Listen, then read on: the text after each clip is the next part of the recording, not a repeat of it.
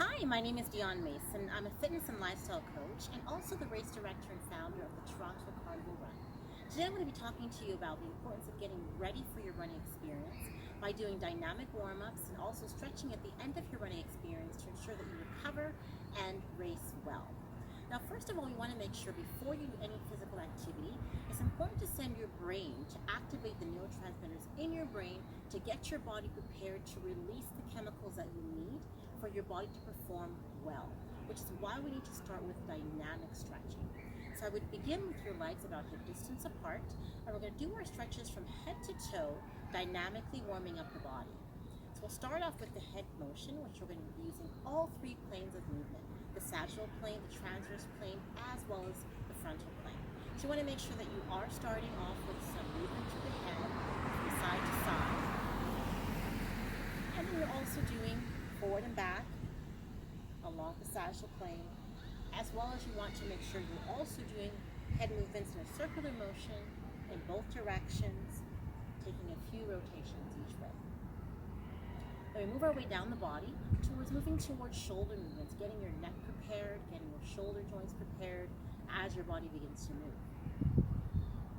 And always make sure that you're doing in both directions several times. Then we want to make sure that you're also waking up and warming up along your shoulder joints, abductors, and adduction to prepare your upper body for those movements that you're making with your arms as you're doing your stride.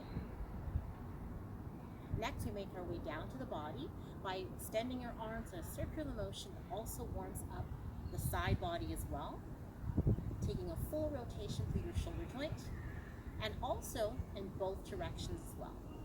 Take a few rotations again each side, making your way through both sides of your body, full rotations through. Of course, doing it in both directions.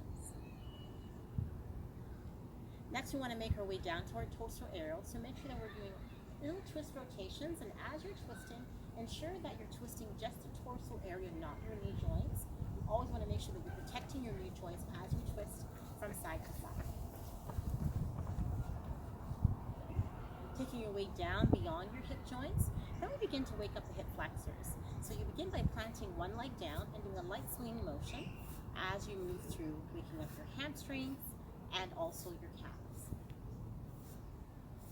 Then take your legs across, so we can do abduction and adduction to wake up your inner thighs and outer thighs.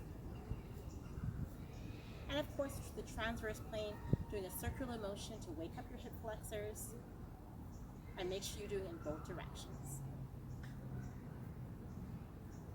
Then repeat on the other side.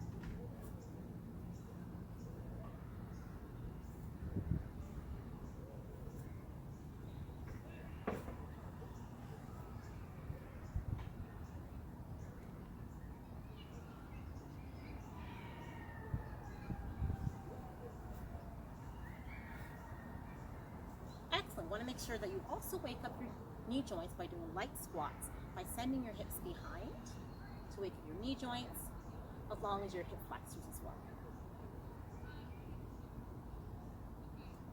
Take a few moments to take really some times to bend your knees and sink your hips behind.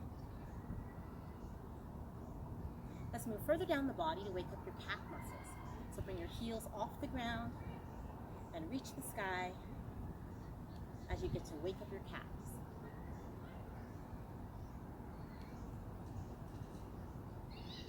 And last but not least, make sure you also are waking up your quadriceps as well.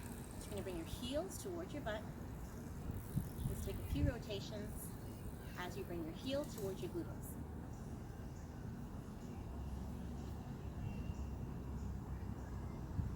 Now you want to get your heart rate up a little bit higher, so you can start off with a little march in place, and eventually you can get into a jog in place. And just take a few seconds here. Excellent. So we're fully warmed up. Do make sure that you also take a few strides before you begin to accelerate. This will allow your body to release the proper chemicals it needs to get your endorphins up and for you to have a successful race. Wonderful, you're all done, you've completed your race, now it's time to stretch. So we're going to do the same thing we did before, but this time in reverse with static style stretching, which means we're we're not going to be doing any movements, but we're going to be holding each stretch in place. So we're going to, from bottom to the top, we'll start off with a quad stretch by taking hold of your ankle, perhaps a sock or a pant, and you're going to hold each side for about 15 to 30 seconds. Make sure you do both legs, find something to hold on to, and bring your heel to your butt as you stretch your quads. Next, we're going to move down to your hamstrings. Bring your heel down, pinch forward from your hips. Bring your heel either onto the ground, or perhaps you can elevate your leg onto something higher as long as you have a neutral spine. Make sure, again, you are doing both legs, holding for a minimum of 15 seconds or 3 full breaths, both sides. Next, you want to make sure you do your calves. So we're going to send your heel down towards the floor, lengthen through your leg, and we're going to hold that position in place while you stretch your calf muscles. Again, 15 to 20 seconds. Make sure you're doing both legs, holding it in place for your calf muscles. Great, we're going to move upwards down to the body as well. We're going to make sure we do our IT bands. We're going to cross one leg over the other. And the leg that crosses in front, opposite arm reaches to the opposite side. If you want a deeper stretch, hinge forward, down towards your legs. Again, make sure you do both sides. Do both sides, holding for either 15 to 30 seconds, or again, you can hinge forward. Okay, next we're going to move up the body, and this time we're going to do our obliques. So we're going to reach nice and tall, lengthen through one side, hold for 15 to 30 seconds, and you're moving to the other side. Same thing. Moving back up the body, this time we have our shoulders. Holding again, both sides. And then again, switching arms, holding both sides. Ensure that you're getting your triceps, either an overhead tricep extension, or if this bothers your shoulders, you can do a lateral tricep extension. Next, you want to make sure you go back to the head. So this time, tilting and holding, you may apply pressure with your hand if your body allows you to, or just simply hold and tilt your head for a few moments. Again, making sure you're doing both sides. Also, through the back of your head, I like to interlace my fingers and just give myself a little bit of pressure at the back of my head, and then release your hands down and lengthen as you bring your chin all the way up. And that is your stretch and recovery for today. Have an amazing race, and if I don't see you in person, I will see you on the road. Take care and have a wonderful day.